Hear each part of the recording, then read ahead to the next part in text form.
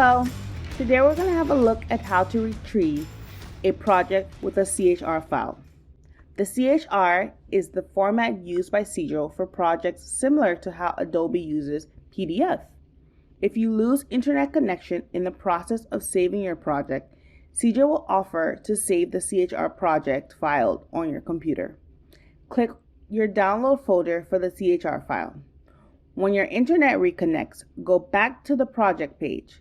Click on the three dots at the bottom right and navigate to the option to import CHR file. Once you click on the button, you will receive a pop-up window to your download folder. Select the CHR file for download. Open your downloaded project.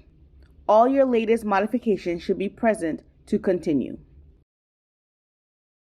That's it. Now it's your turn. If you have any questions, feel free to contact our support team with the email provided. We are happy to help.